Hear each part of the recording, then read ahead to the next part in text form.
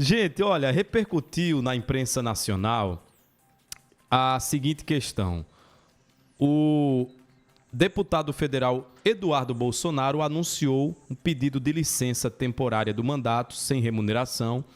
O deputado federal, filho do ex-presidente Jair Bolsonaro, disse que vai ficar nos Estados Unidos para, abre aspas, resgatar as liberdades perdidas do Brasil. Essas liberdades, segundo ele, estão sendo sufocadas pelo ministro do Supremo Tribunal Federal, Alexandre de Moraes. Com isso, vale destacar, quem vai assumir no lugar dele é o deputado federal José Olímpio, que é o suplente. Ele deve assumir no lugar do deputado caso a ausência seja maior do que 120 dias. Precisa ser, no mínimo, de 120 dias. Né? Não dá para ser, por exemplo, 2 meses. Não dá para ser 3. Tem que ser pelo menos 4 para que isso se efetive. Então, quem vai ser contemplado com essa saída do Eduardo Bolsonaro é o missionário José Olímpio. Deixa eu dar bom dia para os nossos amigos Ângelo Farias e Saulo Oliveira. Ângelo, muito bom dia para você. O sol brilha aí no seu rosto, Ângelo Farias. Bom dia. Bom dia, Abdias. Bom dia, Luciano. Bom dia, Saulo. Bom dia, Alves. Todo mundo veio de preto hoje, né? Rapaz. O meu é um vinho, né? O meu é um vinho da cor da quaresma. Tá aqui vinho, vocês estão de preto. Ontem a gente tava de preto, todo mundo, no giro, não foi, Nicolas? Ontem foi preto total no giro do portal 7segundos.com.br. Meu amigo Saulo Oliveira, bom dia para você, Saulo. Bom dia, meu caro Abdias. Bom dia a todos os colegas. Ângelo, mais uma vez, com muito mau gosto na vestimenta, né? Mas excelente programa para todos nós. Ei, rapaz, que é isso, Saulo Oliveira? Calma esse coração, rapaz. Oi? Sim, a camisa do Flamengo. Exatamente, foi por isso que ele falou, Nicolas? Exatamente por isso.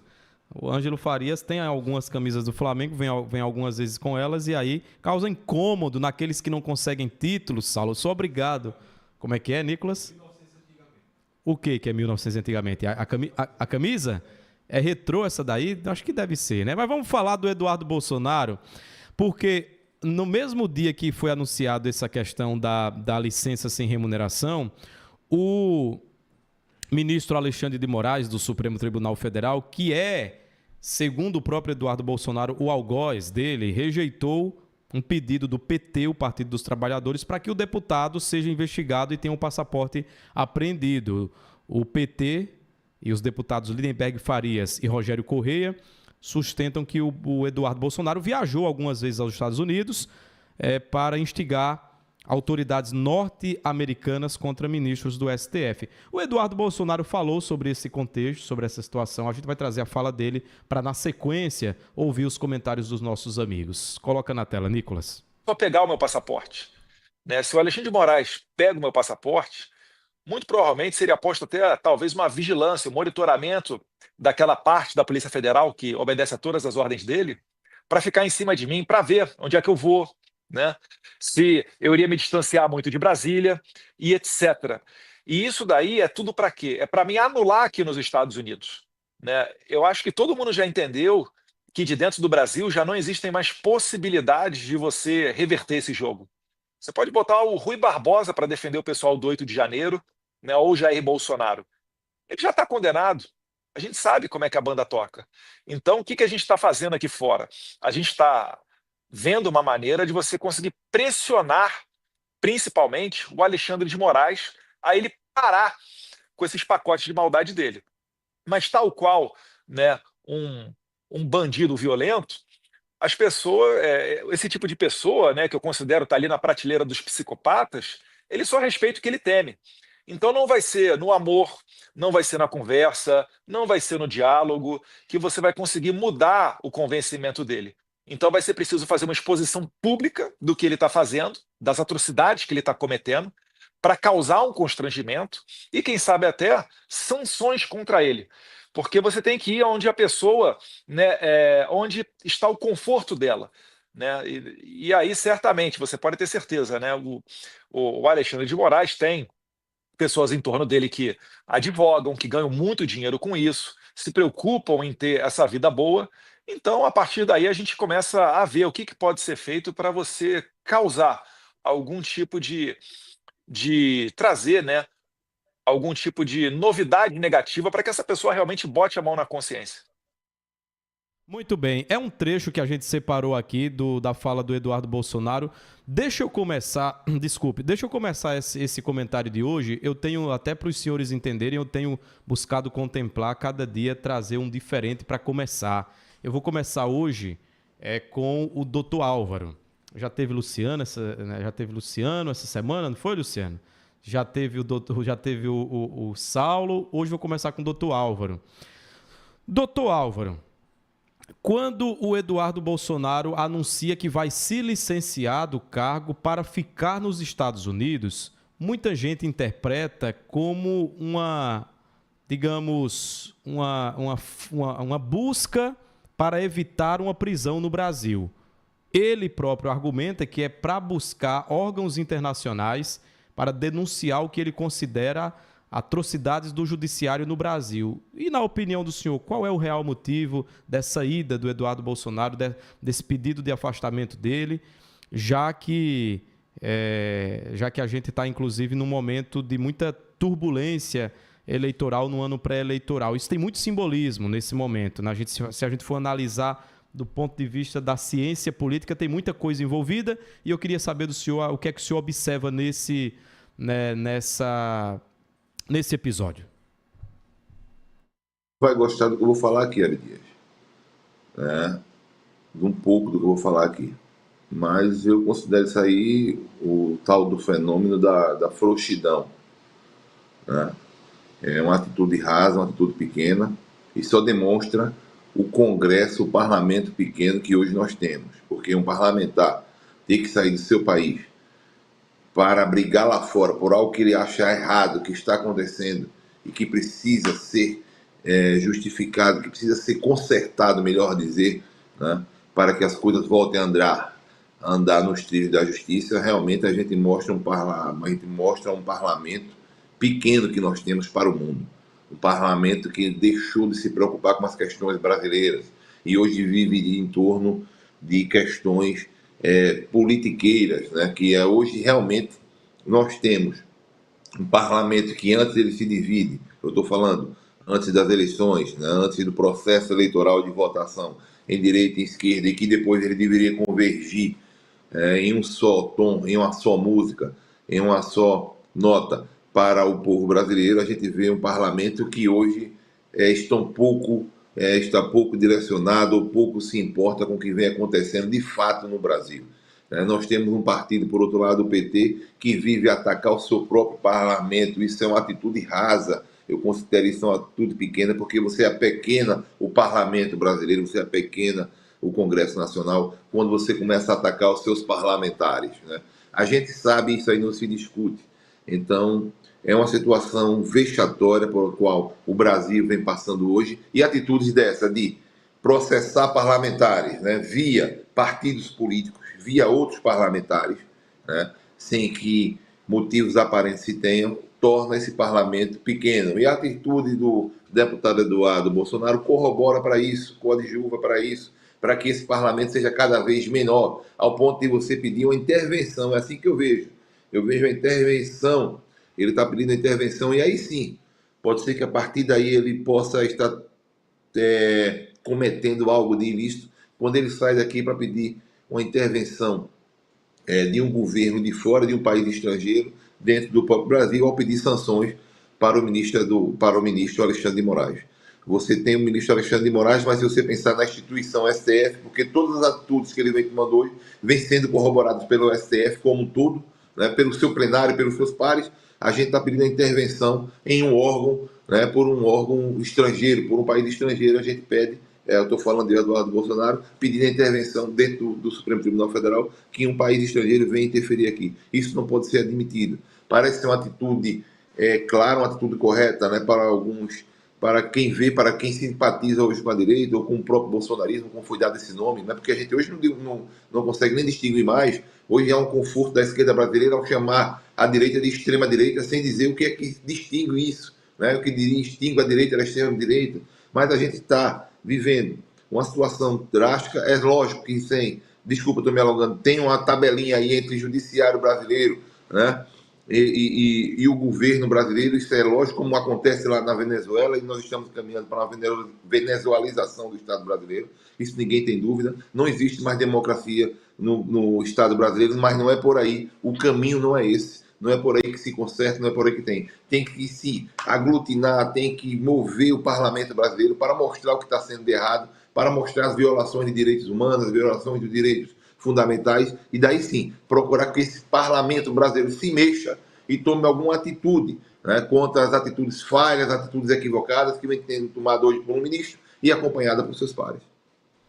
Muito obrigado, doutor Álvaro, por sua fala. Quero agradecer aqui ao Lavines, o Manuel Messias, que está lá em Ouro Branco, distante da nossa capital, está nos ouvindo pelas nossas plataformas, e o Luciano Chu, está sempre conosco aqui também. Eu quero ouvir agora o nosso comentarista Saulo Oliveira. Olha, Saulo, eu queria até que você me recordasse, se tiver em sua memória neste momento, se o Eduardo Bolsonaro também é um dos investigados no inquérito sobre os atos do 8 de janeiro, porque o inquérito está em fase avançada, já não é, né, Luciano? O Luciano já coloca que não é, então isso é importante, porque aquele argumento de quem fala que de repente ele está lá para se refugiar, para evitar uma prisão, nesse inquérito específico não é o caso. Então, mas eu queria te ouvir, Saulo, sobre esse pedido de afastamento, se faz sentido um deputado como o doutor Álvaro, que é do Brasil, precisar deixar o cargo de deputado para dizer que precisa de tempo para buscar reparações, segundo ele, contra a democracia brasileira. Porque eu já vi em outros momentos deputados brasileiros pedirem a tribunais internacionais que avaliem situações desse ponto de vista também, nesse contexto, mas permanecendo como deputados. Eu não lembro de um deputado ter pedido afastamento por um motivo parecido nos últimos anos. O que é que você pensa sobre tudo isso, Saulo? Abdias, o Eduardo Bolsonaro está fazendo política. O Eduardo Bolsonaro está fazendo um movimento político, eu diria, muito inteligente, inclusive. Um movimento político daqueles mais bem assessorados, como a família Bolsonaro costuma ser, na capacidade, na habilidade que eles possuem de cortinas de fumaça e de distrações. Eles conseguem fazer isso muito bem, eles têm uma orientação do ponto de vista do marketing apelativo muito bom. Então ele faz isso com grande habilidade, consegue fazer isso com grande habilidade. Vamos recordar aqui um pouquinho algumas questões antes da gente ver essa coisa de maneira mais rasa. O Eduardo Bolsonaro esteve na posse do Donald Trump e ele já vinha, desde a vitória do presidente Donald Trump, conversando com as figuras ali um pouco mais próximas do presidente americano, principalmente com as figuras relacionadas à campanha do Donald Trump. Então vamos ter clareza e ter atenção com isso.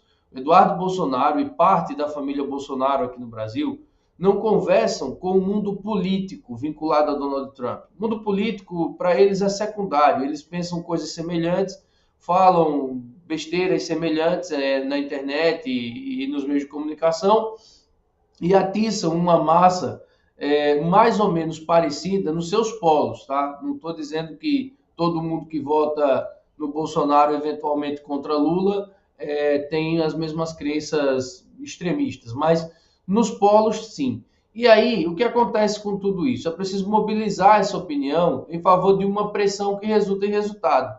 No Brasil, Abdias, eles não conseguem mais isso.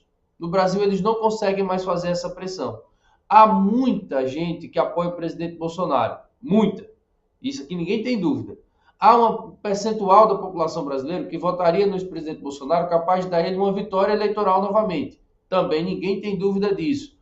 Mas entre essas pessoas que votam no Bolsonaro e simpatizam com o Bolsonaro e aquelas que vão para a rua defender os absurdos que a família Bolsonaro defende, há uma distância enorme. O Eduardo Bolsonaro entende isso, sabe disso. Então ele sabe, por exemplo, que não existe manifestação que pressione Alexandre de Moraes em Brasília. ou manifestação contra o Supremo Tribunal Federal na Avenida Paulista que vai lotar as ruas. Isso não tem lógica, não tem cabimento, ele não tem articulação mais para isso. A população brasileira entendeu que há um certo limite. Alguns que votam em Bolsonaro compreendem que há um certo limite. E a punibilidade do 8 de janeiro, embora para alguns exagerada, é uma punibilidade que foi exemplar nesse sentido, de fazer com que o indivíduo pense duas vezes antes de levantar uma faixa contra o Supremo. Perceba, eu não estou aqui dizendo se está certo ou errado. É o fato. O Eduardo Bolsonaro, portanto, não tem capacidade de articular isso aqui, internamente. E ele vai fazer uma pressão externa, Abdias. Olha a frase dele, o trecho da frase dele. Peço perdão pelo estendido da hora. Mas olha a frase dele. Ele diz assim, eu estou aqui do lado de fora, que é para ver se daqui a gente consegue pressionar o Alexandre de Moraes, né, como todo psicopata. Olha como ele se refere ao ministro do Supremo. Ele tem consciência do que ele está falando é grave. E aí ele vai fazer isso como uma cortina de fumaça para agitação política, né? É preciso ter clareza disso. Ele vai também começar a cavar agora a articulação para 2026, Abdias. Ele vai passar 4 meses lá nos Estados Unidos visitando a Disney. Ele vai conversar com o mundo político, marqueteiro, eleitoral do Trump. É isso, é somente isso. O resto é só discurso de exacerbação para manter uma base aí aficionada por ele. Só isso. Obrigado, Saulo. Vamos ver o que disse o Eduardo Bolsonaro quando anunciou que vai se licenciar. Coloca pra gente na tela, Nicolas Souza. A gente colocou ele se referindo ao ministro Alexandre de Moraes e agora a gente vai colocar ele também se referindo e anunciando esse pedido de afastamento. Vamos ver.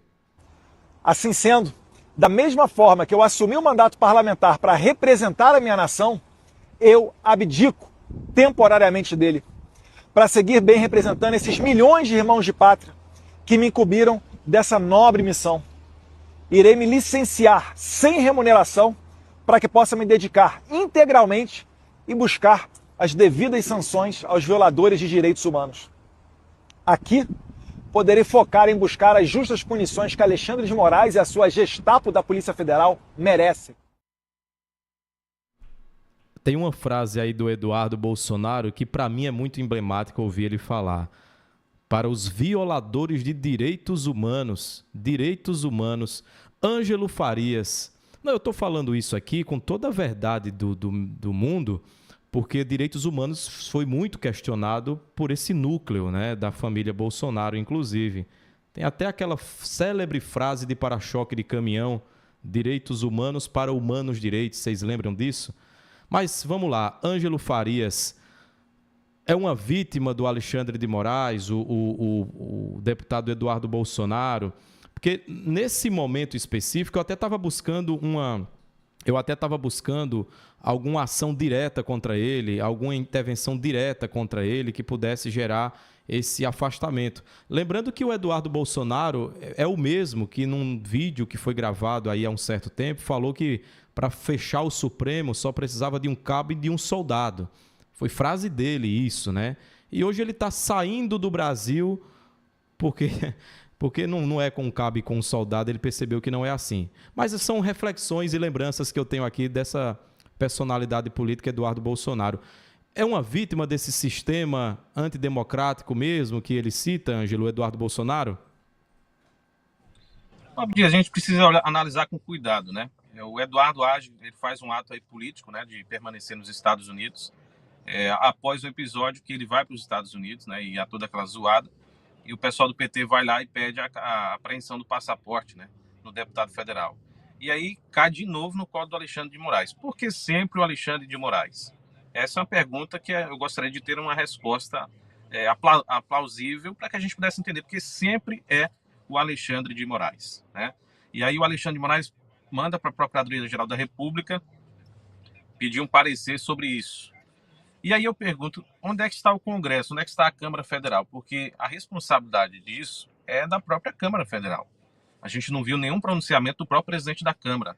Ou seja, há uma omissão dos poderes, principalmente, do Senado e também na Câmara dos Deputados, que também tem medo do Alexandre de Moraes. Eu acho que deve ser isso, porque eu não vejo nenhum presidente desses órgãos peitar, defender os interesses dos seus parlamentares. Porque se é um deputado federal de mandato, né, e ele tem todo o fórum privilegiado. E aí um ministro do Supremo vai lá e quer tirar o passaporte do deputado. Isso é uma prerrogativa que é da própria casa, da Câmara Federal fazer isso, de autorizar a prisão ou de liberar prisão de apreensão de passaporte, essa coisa toda que a gente já viu esse filme por várias vezes. Então eu vejo uma omissão da própria presidência da Câmara com relação a isso, e é muita coincidência que sempre é o Alexandre de Moraes. E veja só, depois que o Eduardo vai na imprensa, que ele faz esse discurso político, que vai ficar lá para exilado esse tempo, para tentar reverter essa situação, dessa perseguição política que existe no Brasil, que é nítida, ninguém vem dizer que não tem perseguição, porque tem uma perseguição política do Alexandre de Moraes contra a direita brasileira e contra principalmente a família do Bolsonaro. Aí o Alexandre de Moraes vai lá e arquiva. Ontem arquivou esse pedido de apreensão do passaporte. Por quê? Porque repercutiu muito e está repercutindo também fora do Brasil. Então, a gente tem que ver até quando o nosso Supremo vai ser político. Até quando a gente vai confiar no nosso Supremo Tribunal Federal. Quando vai ter imparcialidade no Supremo. É isso que a gente não consegue enxergar. E pode ser o Eduardo hoje, amanhã pode ser alguém da esquerda também. Então, assim, até quando o brasileiro vai ficar engolindo corda dessa situação, onde um ministro tem que dizer o que você tem que pensar e qual é a ideologia política que você tem que andar. Porque é praticamente isso que o Alexandre de Moraes faz. Então, o pessoal da esquerda hoje está mais tranquilo porque é um lado da política que está sendo perseguido. Quando era na Lava Jato, era todo dia um esperneio, era um grita, era golpe, era não sei o quê. E hoje todo mundo está balançando a cabeça, concordando com o que o Alexandre de Moraes faz. Mas com o Sérgio Moro era a maior revolução do mundo. Então, se é para naturalizar, nós vamos naturalizar tudo a partir de hoje, Abdias. Muito obrigado, Ângelo Farias.